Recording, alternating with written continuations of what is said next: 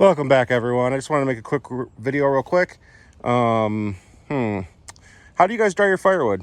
Do you guys cover it, tarp it, leave it open, let it dry normally? How do you guys do it? This is my method that I came up with.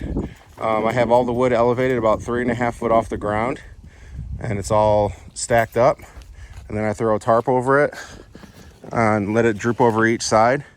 So as you can see, there is light from the other side still getting through. And the tarp is able to pretty much move up and down with the wind and will stay secure, and the sides will breathe. This is how I like to do it. Some people like to just cover the top of the wood and they leave the sides completely open. I like to cover majority all of it and then let the air go underneath of it. That's kind of my principle and method of it. As you can see, I have pretty much like bridges almost where the wood is suspended. This way air can pass underneath through the pallets and up underneath the stack of wood as well. So it's pretty much drying from all sides. And as the wind comes, it moves the tarps and keeps a nice little breeze under there. And the wood's able still to get some light and be good to go. Now, I only really do this when it's going to be raining for multiple days in a row. That's when I cover wood like that. If not, I just leave it exposed like that. But I really do believe that if you're getting rain for 3 or 4 days, if not more, and it's going to be like wet season, winter season, you're not going to get those sunlight hours and not going to get the longer days where the wood actually can dry out. I don't know. This is the way I like to do it. I keep it covered. And pretty much throughout winter, I just, check on it, make sure it's not getting super moldy. And if it is, obviously take the tarps off. But when it snows and rains for multiple days in a row, that condensation and all that moisture pretty much will wick right into the dry wood. And unfortunately, your nice seasoned wood won't be dry anymore. It'll be seasoned and wet. So that's how I like to do it. That's the back side of my stacks. This is the front side of my stacks.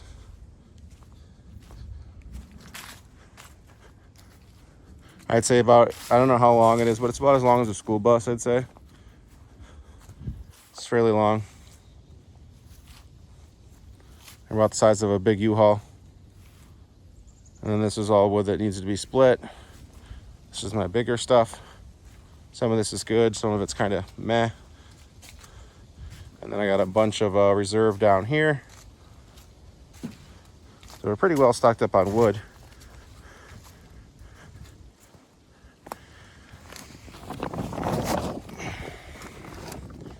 That's 2 rows deep, so there's about a face cord there of unsplit wood.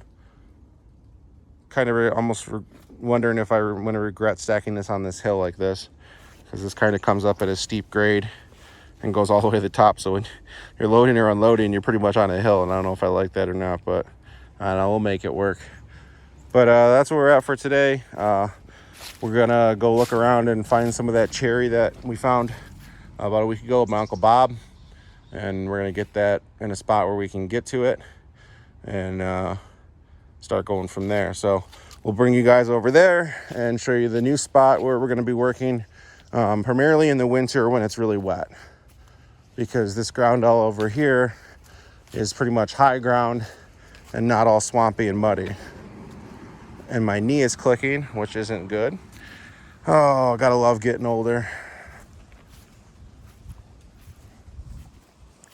This is the same pretty much concept, just cover the sides.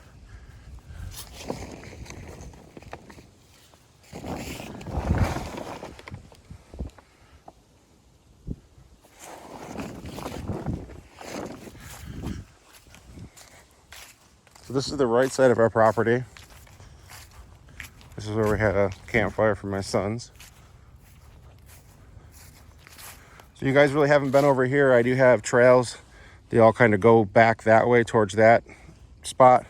But I think we're going to start expanding and work our way over here. This is a really, oh, look, a disc golf disc. Nice. Oh, yeah. Found a bunch of stuff now that the weeds are all dead and dying. Bunch of stuff that we lost. All right, so this is my cool little hallway of pines and stuff. It's one of my favorite areas of the property. I did trim everything out more or less too, so you could walk through here easier, because stuff was kind of overgrown coming out on the sides and making it hard to walk back here. There was big pricker bush here. This is a nasty locust tree. I think it's black locust. Tons of thorns. All the branches have thorns on them. Really nasty stuff. So I trimmed all that up that we could walk through here, because before there were a lot of low hanging branches and limbs. So we cleaned all that up and got all that out of here. And then we'll walk backwards through here. This is the pines.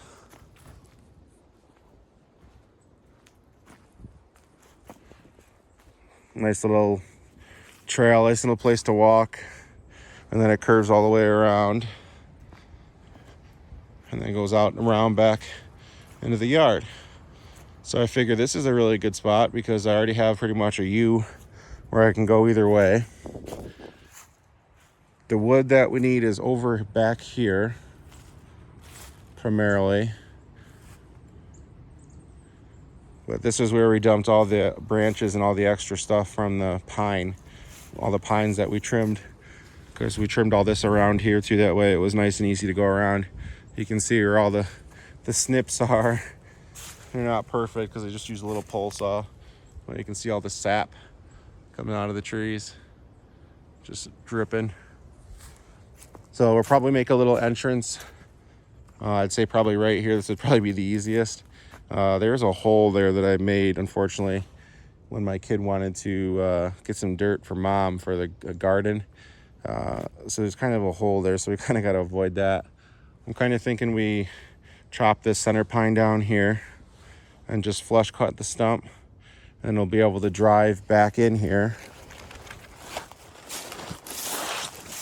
It's not a very big pine.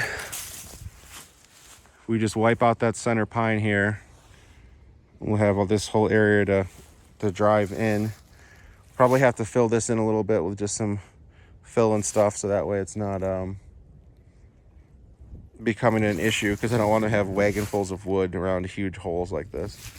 But nonetheless, this is all an area that can be cleaned up, and this is all high ground, so this can be worked pretty much rain or shine. The ground over here is nice and solid. Move some of this so you guys can actually see. It's nice and firm. There's no mud. It's kind of on a hill. So I would like to get all this area cleaned up, because this could all be used for firewood storage back here as well. Gonna be 100% honest with you guys. We rent currently. We're currently looking for a house as well, but currently we don't want to upset our landlord by having too much firewood around. So we kind of limit what is up front. So we'll probably start like kind of a little operation back here, which is kind of hidden and secluded from everything, especially when it's summer seasons. But all this little small stuff can be cut up into firewood. This all little stuff can be just dragged into a burn pile. A lot of these, this is like black locust and that's black locust. A lot of this can be turned into fence posts. I think that's what we're gonna do with some of it. That's another avenue. A lot of people do firewood, yeah. But I grew up as a kid in the woods with my stepdad, pretty much forced to be free labor. So unfortunately, I know a little bit about it as far as what I wanted to pay attention to, but never really enjoyed it. Now as an adult, weirdly enough, it's something I like. So I know fence posts go for a decent amount, and as long as you got straight locust posts, you can pretty much get a pretty good value for them. The main thing you have to do is to cut them and point them and rip them with a ripping chain. So I just take one chain and file it to 10 degrees instead of 35, make my own ripping chain, and then just use that one pretty much for just ripping the pieces in half. But a lot of these trees can go kind of just going everywhere. This one would be a fun one because there's so many limbs on it. I'd probably start to clear this up first down here, get that one dropped on the ground, and then drop this one that way. That way we can get it on the ground and out of the way. That's a little kind of concerning there. See that barber chair? broke off completely and just barber chaired the rest of the way. So that's still hanging there. So that's definitely got to be addressed. We don't want no one to get hurt with that, especially animals or our family. So, but this is the new area that we're going to be working on. Like I said, it's a lot different than the kind of the swamp that's back there. But over here primarily is a lot of different species of wood. It's not really all just one kind. There's a bunch of different stuff, including cherry, black locust. There's some other different species in here as well, but majority of it just needs to get cleaned up because it would be nice to have this area for storage, or even to build a little shed back here to put stuff in, because it's kind of out of the way where no one would mess with it, and it would still be not too far away from the house, and it's primarily flatter ground than up there. So maybe that's something we'll consider. It does kind of go downhill and goes down in the grade when you start to get down here, but it's not too bad. But primarily what we're going to work on is just getting this cleaned up, making a burn pile, and just getting it opened up so we can start getting some stuff done. A lot of these bigger trees I want to take down just because we really need to start stocking up on the wood. But also a lot of these locusts can come down and be made into fence posts as well, because there's locusts pretty much everywhere. And even if this one goes towards the front, it wouldn't be an issue because it is kind of leaning that way, but we'll see. So that's pretty much the game plan. Not going to really do a whole lot today. Just kind of planning things out, making moves, figuring out where we're going to set up, next. And this looks like a good promising area. There's a lot of wood in here. There's a lot of wood that's already down. Yeah, doesn't look like a super hard deal. And plus in here, this is nice because I can get the lawnmower with a winch in here and able to pull things around.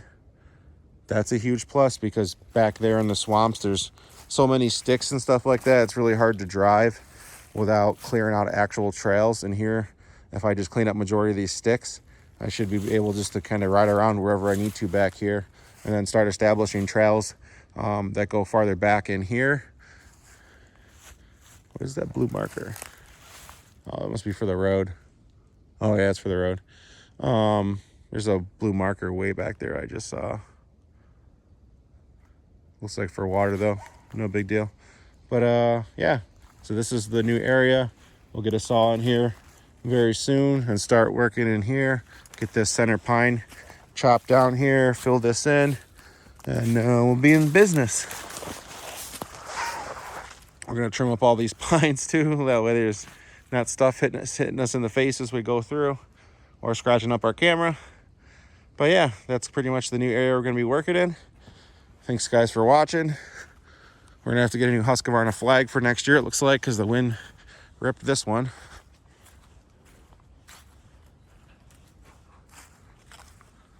Looks like the seam on the outside got torn. Oh well, I'll get a new one for next year. They weren't too expensive. Hope everyone's having a great day. There's my doggy. Who is my doggy? The ground is really wet here too. So limited on what you can kind of do when it's raining all day. You gotta get the wood out before the water comes, and I'm glad we got most of it out. It's a Bailey. Who's a good dog?